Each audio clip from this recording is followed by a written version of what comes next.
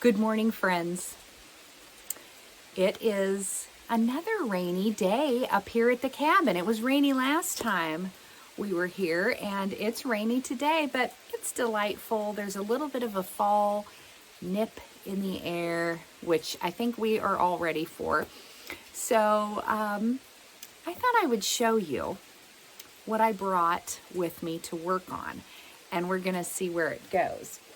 I've been working on my sewing room. I don't know about you guys, but I have a lot of stuff in there that I started and I have not finished. So that's kind of the train I've been on, is kind of, let's deal with some of these things. And this is a fun one that I had forgotten all about.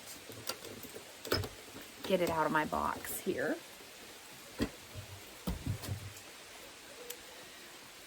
Do you remember, I don't know, maybe it was the 90s when it seemed like you'd get free CDs in the mail for things, not music CDs, but they would have like, quilt patterns or different things on it.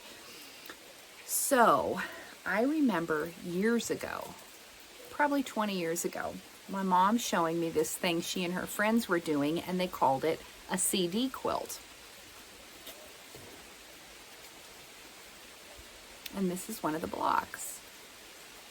So you trace the shape of a CD or any circle. Seriously, you could use a bowl, you could use a saucer, you could use the bottom of a coffee mug, you could use a compass and draw a circle. It doesn't matter. I think the idea with this was that they could all make them. Everyone had CDs and they were all the same size. And then you could trade with your friends. I think that's what they were doing. But anyway, you trace your CD onto some fusible interfacing. You cut your circles out and stick them together. And then these were machine appliqued on. And I started making these years ago. And then I'd get so far and put it away. You know how that goes. I love it. I think it's beautiful. So I pulled it out and thought, what can I do with this? What can I do?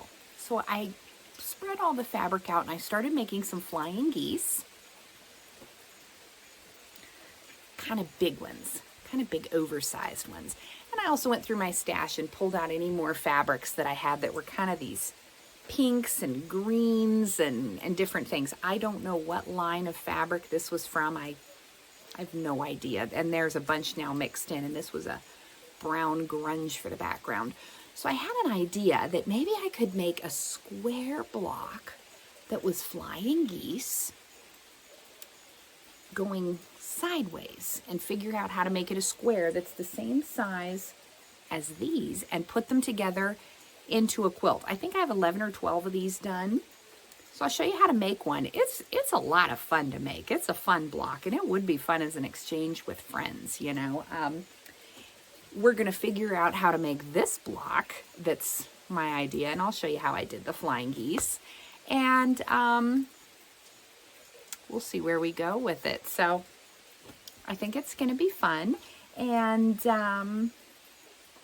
we'll just see where it goes this weekend. So thanks for joining me. Let's talk a little bit about how to make what I'm calling the CD block, okay? The first thing you're gonna need is something round. It can be anything. I'm using an old CD. It can also be any size that you want. These would be really cute smaller. So you can use anything you want, all right? But you need a circle. I've got my piece of background fabric. This happens to be roughly 12.5 inches. I like to cut them a little bit bigger when I'm gonna do an applique, and then if it's a little off center when you're done, you've got room to trim it down and you won't have something that's askew. So that's what I've got there. And we've got some fusible webbing.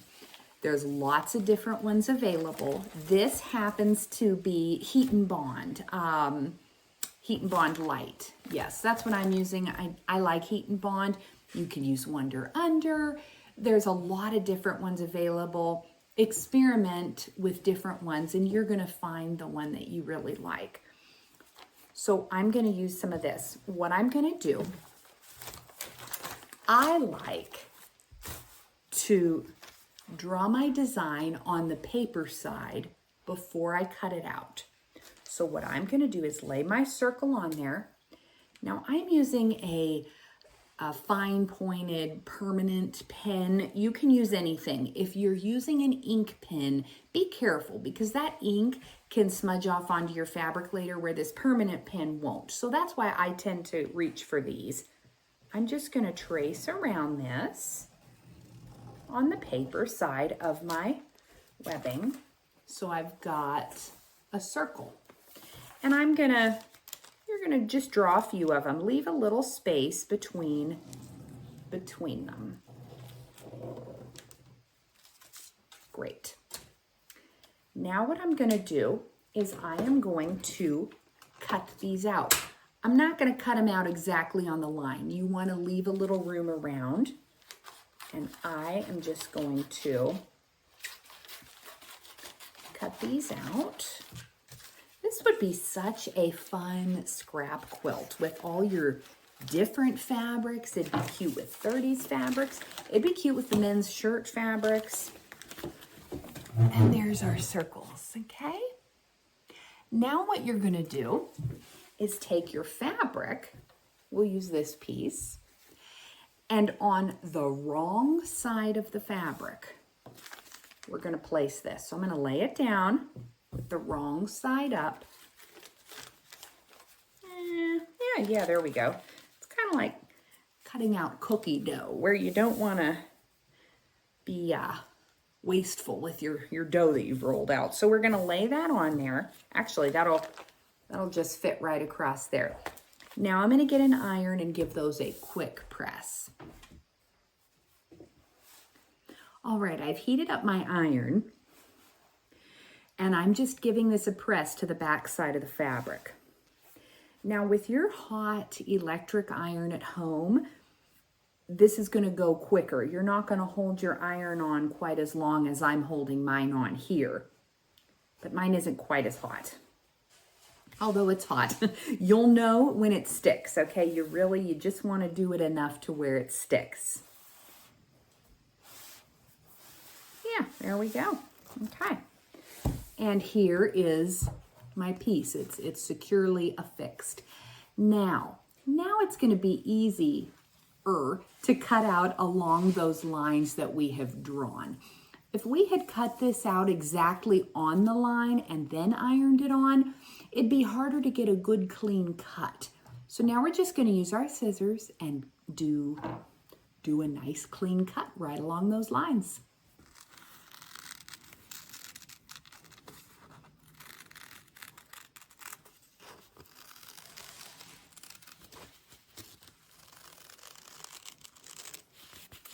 Now, once you've got them cut out, they're gonna look something like this. And we're gonna use 5 of them to make one block. So what I'm gonna do is get my square of fabric, my square background fabric. Now what you can do if you want, sort of folded it in half like this and like this. I just wanna find the center just for a kind of help you to line it up. Now you could also use a ruler and a pencil to find the center. It's kind of whatever works for you. I'll set that there. Now I've got a little idea of where the center is, and I'm gonna lay this down. And I've got my circles. Now once your circle's ironed on, you're gonna pull off the paper backing, and you are left with a piece of fabric that has this stuff on the back, and now that can be ironed on. And I'm just gonna place them on here in a way that looks good. So there's my 5. So what we're gonna do is we're gonna go, I've put 1 kind of right on the edge of that center. I'm going to put 2 right above it, 3, And I'm just letting them intersect at that circle.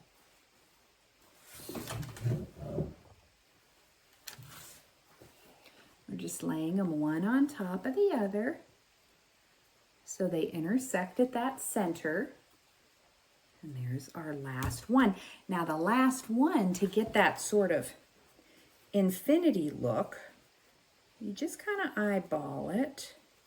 We're going to place it under. There. And then you just sort of move them around, keeping that center together where you feel like maybe you have an equal amount. Isn't that fun? You could certainly use more than 5 circles. Probably an odd number is best. I think less than 5 might look a little blah, but you could definitely do more if you wanted to. I like the way 5 looks. When you get that spaced out the way that you like it and you feel like they're balanced and they look good, you're going to simply take your iron and you're just going to iron those babies down. And then you're going to end up, I have one here. Here we go. Here's one, and this has not been stitched down yet. So I'm going to go to my machine when I get home, and I would choose the fancy stitch that I like best, and I would just stitch these down. You could absolutely do it by hand. You could do a plain zigzag. Play around. My advice is make a couple of sample blocks. Make a block that's a sample, you know, that you don't care about. It could be any fabrics, and play around with your machine because it takes a little fiddling to find the stitch that you like. Stitch them down, and there you go. Done. A CD quilt block. I wanted to show you quickly how this machine is threaded. Now, every hand crank, just like every machine, is going to be slightly different. But this is how this one goes. It starts here, comes across and through this little dooflicky, down and through my tension discs and up. And I'm going to raise my needle through this little lever, through there, down here, and then through my needle from left to right. That's how this machine is threaded. Now, I need to wind a bobbin. I'm out of a bobbin. So we're going to open this slot, and here is my, I think this is called a vibrating shuttle. There we go. We'll pull it out here. Oops, it's a little tricky. There we go. And this is what the bobbin looks like on this machine, or the bobbin case. Whoops. Okay, I dropped my bobbin in there. So what we're going to do is this will tip back. There it is.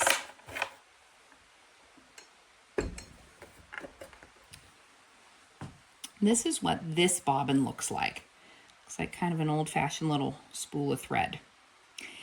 It fits, this is the bobbin winder, and it's going to fit right in here.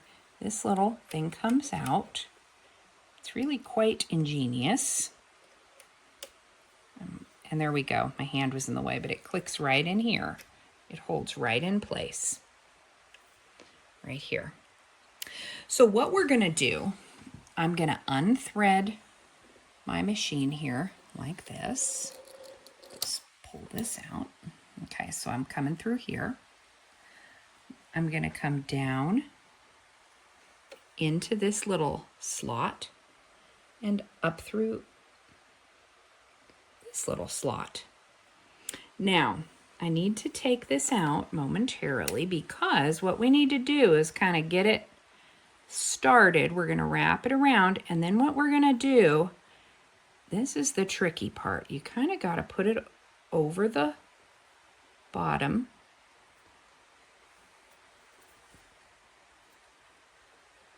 And we've got it held in place. It's stuck. I got it so that it's stuck right in there, okay? And that'll hold it so that it can get going. And now we're through that slot, okay? This machine has a clutch nut, like any any modern machine. And that's the little thing here that you undo. We'll see if we can. We're gonna undo this, and that will stop my needle from going up and down. For sewing, you have it tight. For bobbin winding, we loosen it. So I've loosened my clutch nut, and now it's time to wind. We're gonna push this mechanism up, and now the tire will ride on the flywheel so that it turns. And there we can see it turning. I'm gonna snip this extra bit here. Now on this bobbin winder, I have to apply a little pressure here to make it grab, or else it won't grab. You know, you shouldn't have to. There could be an adjustment somewhere, I don't know, but I just hold it. And look how beautiful. Look how it goes back and forth. It's just mesmerizing to watch. Now, if you have a hand crank machine or a treadle that has a shuttle bobbin like this, with this kind of bobbin winder, don't be afraid to put some oil in here. And it kind of gets messy. Put some oil, let it sit, and then sort of dab off the extra and just do it, because they'll get stuck and frozen over time. But all it takes is a little oil, and there she goes. Isn't that fun to watch? And we just do this until that bobbin is full.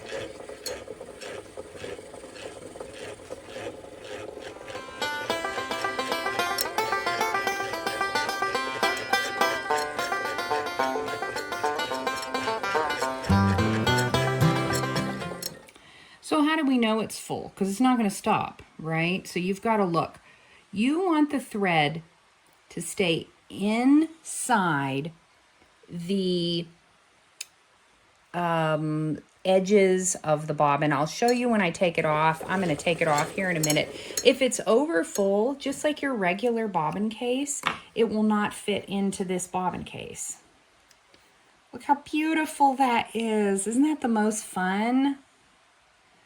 So I could have fit a little bit more, but it's fine. Here's how I put it into mine.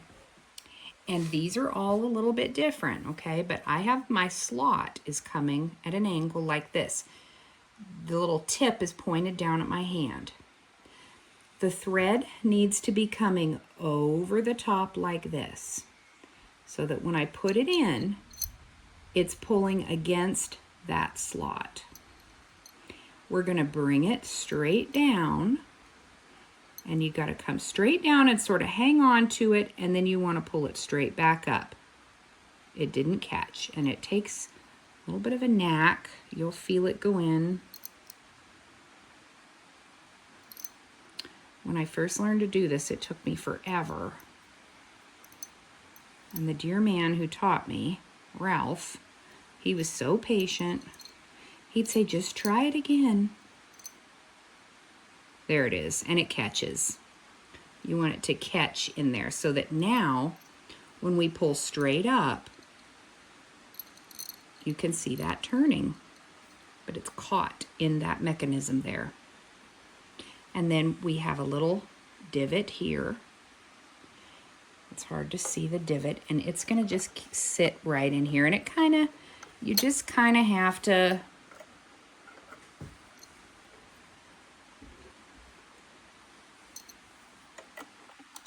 it'll drop in, but it just wants to be, there we go. Then all we're gonna do is thread our machine, turn the wheel, and pull our bobbin thread up. So I'll take a moment to thread the machine. Okay. I have my machine threaded now. So when I pull my thread, our little finger lifts. That's how we know that the tension is gonna work. I'm gonna put my thread through the foot, hold it, and I'm gonna turn my flywheel, and look at that. It caught the thread just like it should. It goes right around the hook and pulls it up. It's just that it's a different shape. And there's our thread. And we can close this. And we're ready to sew. I want to say thank you so much for watching and for helping my channel grow. I'm completely astounded by all of the new subscriptions and the lovely comments that you all post down below. It just couldn't be a bigger thrill. So thank you very much. Comment below and let me know where you're watching from. That's been really fun to see. And let me know what else you might like to see in a video. Next time, we'll continue with this quilt and see where it ends up. And again, thanks for watching, and I hope you have a wonderful day. Go make something beautiful.